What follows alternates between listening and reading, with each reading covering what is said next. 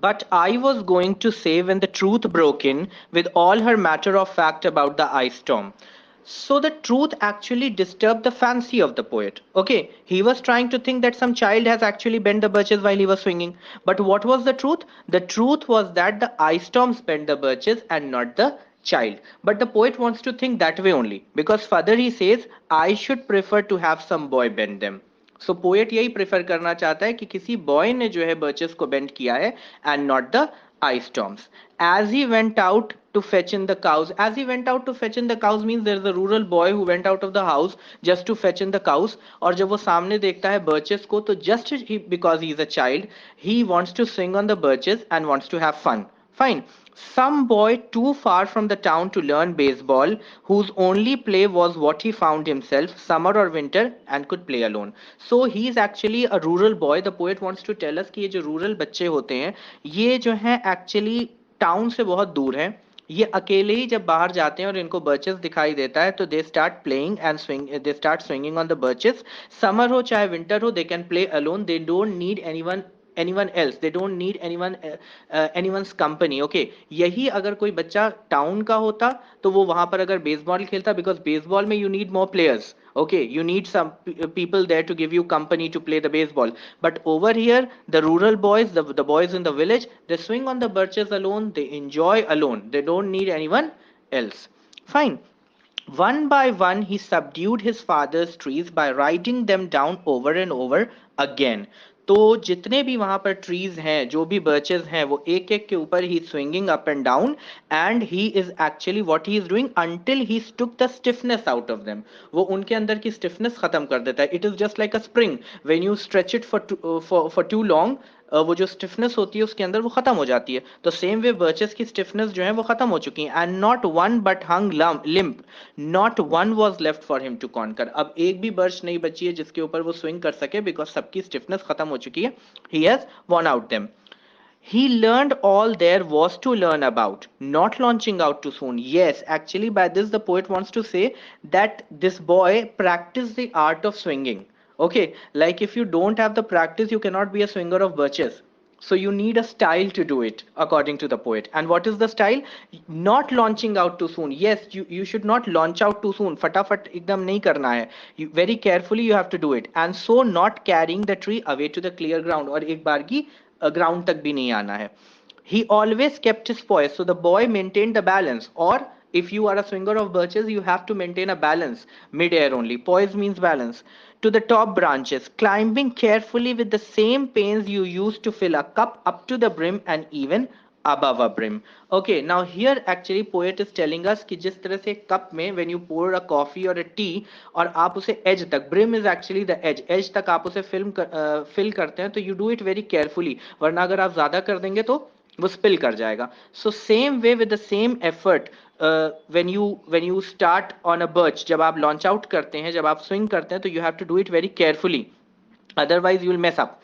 So then he flung outwards, feet first with a swish. वो अचानक से आगे आता है, kicking his way down through the air to the ground. Okay, kicking his way down to the air to the ground का मतलब है that he has to actually maintain a balance mid-air. अगर उसका balance जरा सा भी इधर उधर हुआ और वो नीचे आता है तो he again actually gives a kick and then he again goes into the air. Fine. So was I myself a swinger of birches. Now यहाँ पर पोएट ने ये बात कॉन्फेस की है कि हम भी अपने बचपन में जो है बर्चेस पर स्विंग किया करते थे. Okay, and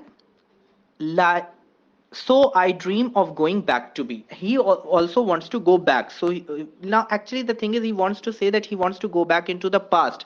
He wants to relive the moment. Fine. He is actually missing his childhood. Why? Because childhood is free of worries. You are carefree, casual, you enjoy life, you enjoy each and every moment. And as you grow up, you face responsibilities in life, you face complexities and troubles, there are worries and anxieties.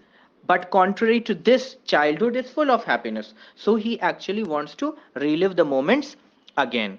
Fine.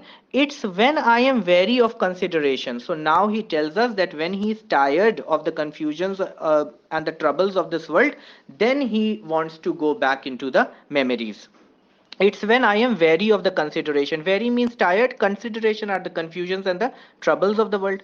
And life is too much like a pathless wood. Now, very beautifully, metaphorically, he has actually compared life to a pathless wood. ठीक है? तो like जिस तरह से आप जंगल में रास्ता तलाश नहीं कर पाते हैं, it's just like a maze, okay, kind of a भूल भुलैया. तो same way जिंदगी में भी uncertainties होती हैं. Okay, there are no sureties, there are confusions, and we don't know what is going to happen. We are always actually caught up in a dilemma, what to do and what not to do. So these are the things.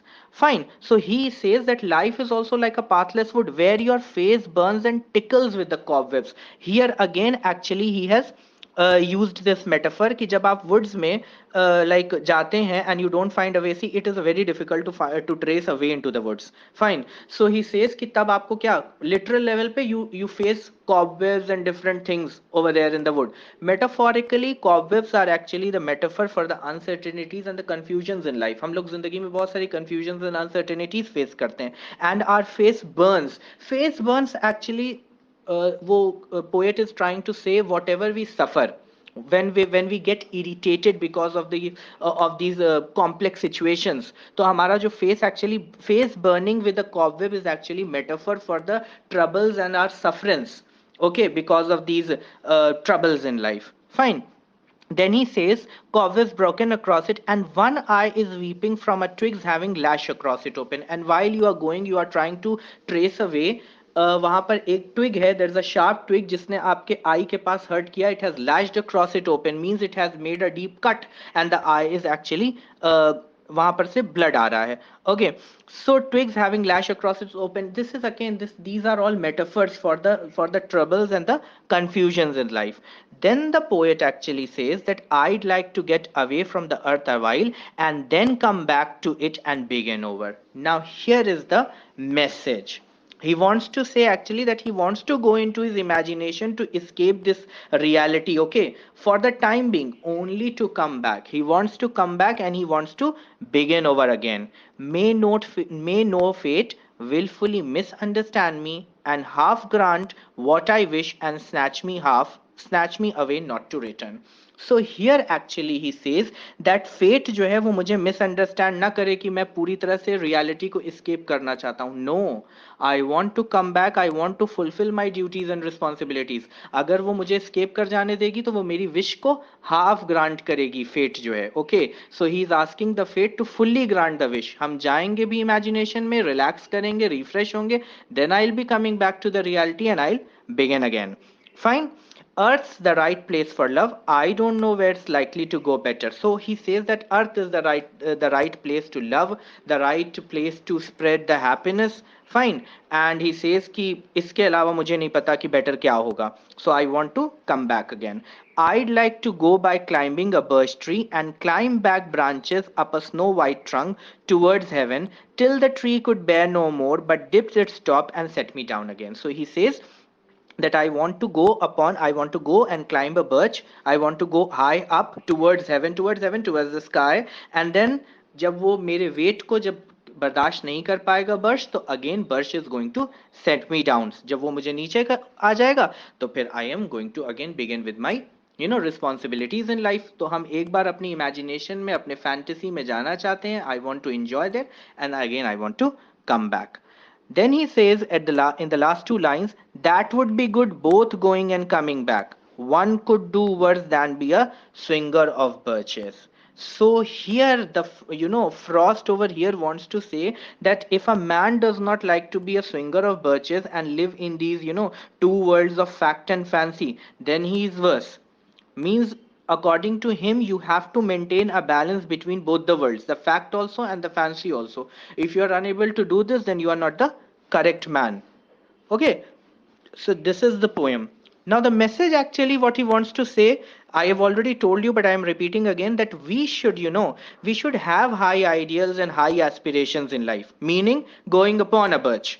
Fine, high ideals and high aspirations means going on the birch. We should also, come back and do our earthly duties and responsibilities, meaning we'll be coming down. So coming down to the earth, that means we are going to fulfill our duties and responsibilities in life. So because Frost actually believed that it is not possible, to remain in our fantasy or in our imaginative world only. We have to come back. We cannot do that. So he wants to actually say that you cannot be a total escapist, nor you can be a dry realist. So this is the message Frost wants to convey.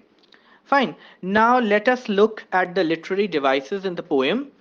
The literary devices, first one are the symbols.